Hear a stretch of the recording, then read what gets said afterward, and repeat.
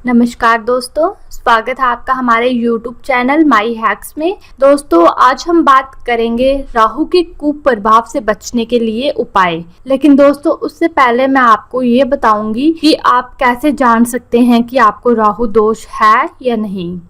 हिंदू धर्म के ज्योतिषों के अनुसार माना जाता है कि हर कोई किसी न किसी ग्रह दोष से परेशान रहता है, जिसके कारण उसके जीवन में हमेशा समस्याएं बनी रहती हैं, जिसके लिए हम ऐसे उपाय करते हैं जिससे इन समस्याओं से निजात मिल जाए। लेकिन जब तक हमें ये नहीं पता चलेगा कि हमें कौन सा ग्रह है, तब तक हम उस ग्रह को शांत नहीं कर सकते हैं, ना ही हम उन परेशानियों से निजात पा सकते हैं। हिंदू धर्म ग्रंथों में राहु और केतु दो ग्रह हैं जिन्हें दोष के रूप में जाना जाता है।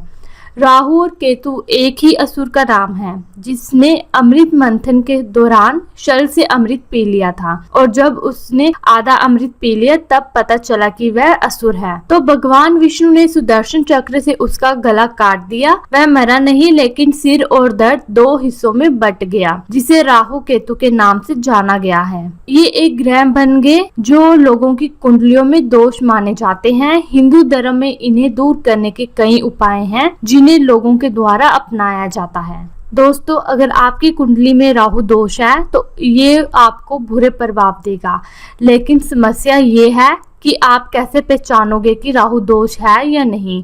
तो हम आपको बताते हैं किन लक्षणों से आप जान सकते हैं राहु दोष है कि नहीं। जानिए राहु दोष के लक्षण। अगर आपकी कुंडली में राहु दोष है तो आपको मानसिक तनाव, आर्थिक नुकसान, स्वयं को लेकर गलतफहमी, आपसी तालमेल में कमी, बात बात पर आपक होना, वाणी का कठोर होना और अपशब्द बोलना। साथ ही अगर आपकी कुंडली में राहु की स्थिति अशुभ हो तो आपके हाथ के नाखून अपने आप टूटने लगते हैं। कुंडली में राहु जिस भाव में हो उस भाव के शुभ फल को बढ़ाने के लिए राहु रत्न गुमेद पहनना चाहिए। लगन में राहु होने पर स्वास्थ्य संबंधी परेशानियों को कम करने हेतु गुमेद पहनना फायदेमंद होता है। राजनीति एवं न्याय विभाग से जुड़े लोगों की कुंडली में राहु मजबूत होने पर सफलता तेजी से मिलती है। राहु को बलवान बनाने के लिए इन्हें गुमेद रत्न धारण करना चाहिए। तो आइए जानते हैं राहु केतु के उपाय। अधिकांश व्यक्ति राहु केतु से पीड़ित रहते हैं।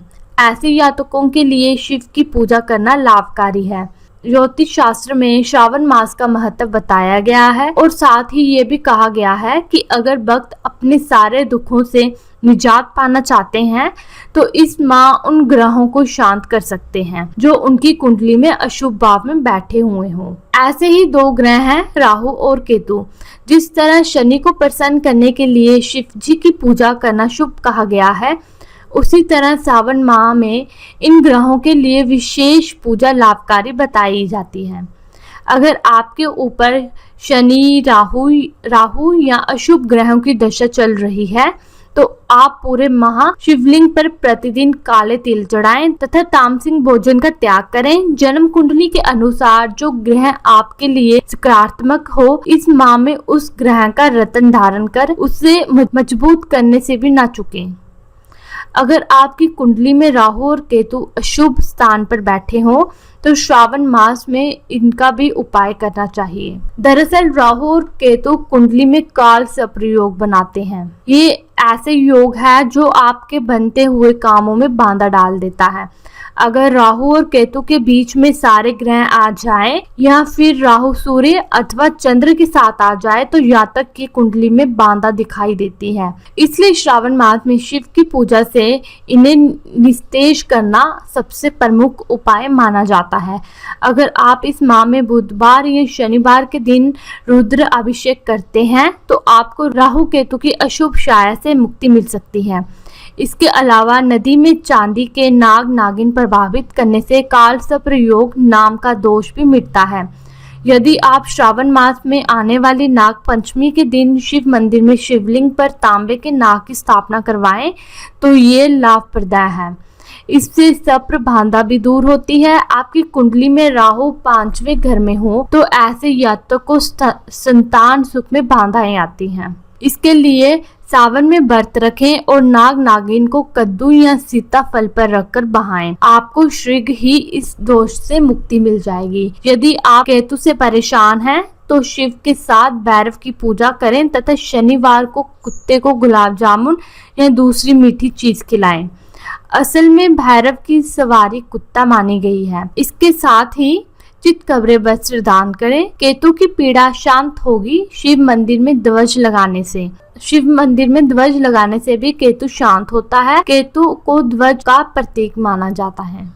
कुंडली में राहु की स्थिति ये बताती है कि राहु अपनी महादशा कैसे फल देगा, परंतु राहु कितना भी शुभ क्यों ना हो, ये तो पक्का है कुछ ना कुछ अशुभ होगा। राहु को सप्र का मुंह कहा गया है और ये कैसे हो सकता है कि सप्र का मुंह कुछ भी बुरा ना करे। नवग्रहों में ये अकेला ही ऐसा ग्रह है जो सबसे कम समय में किसी को करोड़पति, अरबपति या कंगाल भी बना सकता है।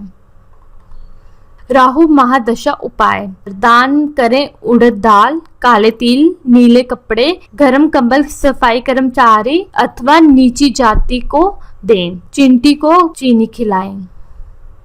भगवान भैरव के मंदिर रविवार को शराब चढ़ाएं और तिल का दीपक जलाएं। स्वयं शराब का सेवन बिल्कुल ना करें। भगवान शिव की पूजा करें। अगर आपकी कुंडली में राहु केतु का दोष है तो भगवान शिव की पूजा करें। भगवान शिव राहु केतु और शनि के दोषों का निवारण करते हैं। आप प्रतिदिन 21 बार ओम नमः शिवाय का जाप करें। राहु शांति पूजा का प्रदर्शन करें। राहु और केतु के दोषों को शांत करने के लिए आप राहु शांति पूजा का प्रदर्शन करें। इस पूजा को आप अपने घर पर आयोजित करवाएं। इससे आपके घर में सुख और शांति भी बनी रहेगी। दोस्तों, अगर आपको हमारी ये वीडियो पसंद आई हो तो प्लीज़ इस वीडियो को लाइक, शेयर और कमेंट करें और हमारे चैनल को सब्सक्राइब करें। जय माता दी।